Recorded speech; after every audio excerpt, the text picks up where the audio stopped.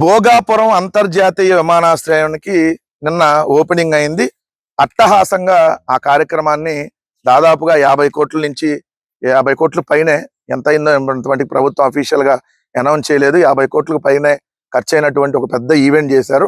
2 లక్షల మందిని తరలించారు అక్కడికి. ఏదైతే విశాఖపట్నం, శ్రీకాకుళం, విజయనగరం ఈ 3 జిల్లాలకు సంబంధించి 5,000 ఆర్టీసీ బస్సులు పెట్టినటువంటి పరిస్థితి, 7,000 కార్లు, 3,000 ప్రైవేటు వాహనాలు, 127 సంస్థలకు ఫుడ్ సప్లై ఇచ్చారు.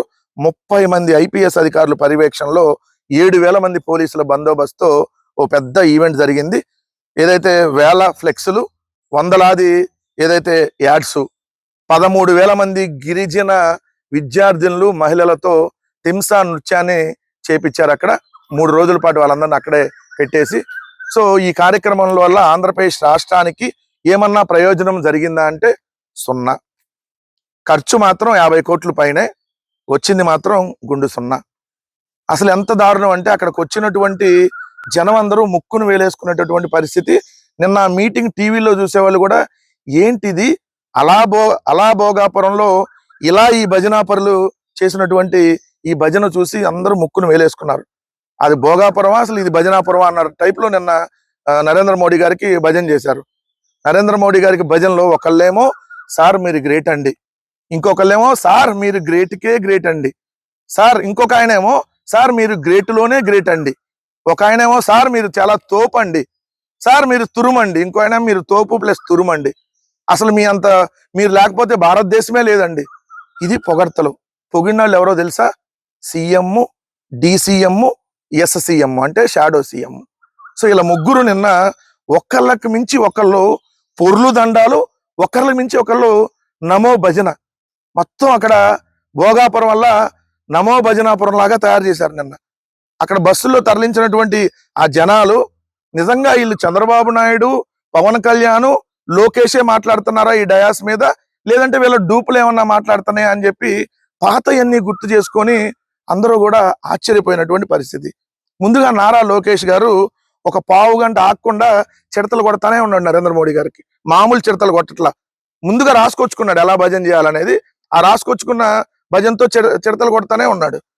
అప్పుడు అక్కడ ఉన్నటువంటి ప్రజలు, అదేవిధంగా ఎమ్మెల్యేలు, తెలుగుదేశం కార్యకర్తలు ఆశ్చర్యపోయారు. అదేంది నారా లోకేష్ గారు అంతకుముందు ఇదే నరేంద్ర మోడీ గారిని ఉద్దేశించి నరేంద్ర మోడీ ఎవడు, ఈ నరేంద్ర మోడీ అనేవాడు దేశానికి ప్రమాదకరం అని చెప్పి ఇదే మాట్లాడాడు కదా, ఏది నారా లోకేష్ ఇప్పుడు ఏంది ఇలా చిడతలు వాయిస్తా ఉన్నాడు అని చెప్పి ఆశ్చర్యపోయినటువంటి పరిస్థితి. సరే లోకేష్ అయిపోగానే పవన్ కళ్యాణ్ ఎత్తుకున్నాడు మైకు. పవన్ కళ్యాణ్ ఎత్తుకొని మోడీ కోసం స్టేజ్ మీదే ఏడవబోయాడు. అంతమంది జనాల ముందు ఏడవబోయాడు. కన్నీళ్ళు వచ్చాయి, బాధ వచ్చింది. ప్రధానమంత్రిని అంటారా అని చెప్పి మాట్లాడాడు. ప్రధానమంత్రిని అంటారా అని మాట్లాడాడు. అప్పుడు ఎమ్మంటే అక్కడ ఉన్న జనసేన వాళ్ళు, ప్రజలందరూ, ఏదైతే బస్సుల్లో తరలించుకొచ్చినటువంటి ప్రజలు, ఇదేంది పవన్ కళ్యాణ్ డూపా? ఒకప్పుడు సముద్రం ఒకరి కాళ్ళ దగ్గర మోకరెళ్ళదు, పర్వతం ఒకరికి సలాము చేయదు అన్నాడు కదా. ఇప్పుడేంది చిడతలు వాయిస్తా ఉన్నాడు. మనం ఢిల్లీ వాళ్ళ ముందు తల వంచుతామా, ఢిల్లీ పెత్తనం మనకు అవసరమా అన్నాడు కదా. ఇప్పుడేంది మొత్తం భోగాపురంలో ఉండి ఢిల్లీ భజన చేస్తున్నాడు.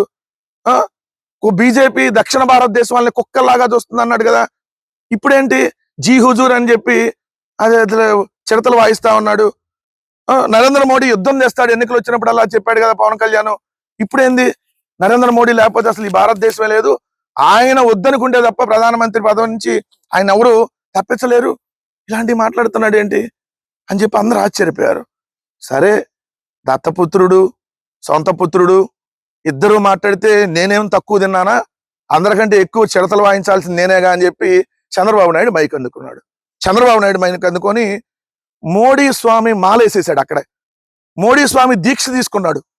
పూనకాలు వచ్చిన అలాగా అక్కడ అసలు వాళ్ళందరి చేత అక్కడ టీడీపీ అక్కడికి వచ్చిన టీడీపీ కార్యకర్తలు జనాలందరి చేత ఏదైతే పూనకాలు వచ్చినట్లాగా బిహేవ్ చేస్తూ మోడీ అంటూ పెద్దగా అరిసేసి అందరూ అరవమన్నాడు. మోడీ అని అరవమని. అప్పుడు వాళ్ళందరూ ఇదేంటి చంద్రబాబు నాయుడేనా? అంతకుముందు చంద్రబాబు నాయుడు కదా who is Modi, I am father of Lokesh, now tell me who is Modi. తల్లిని చూడలేని వాడు దేశాన్ని చూస్తాడా, గోద్రా నరహంతకుడు మోడీ అని చెప్పి ఏదైతే దేశానికి మోడీ పనికిరాడని చెప్పి మాట్లాడింది ఇదే చంద్రబాబు కదా.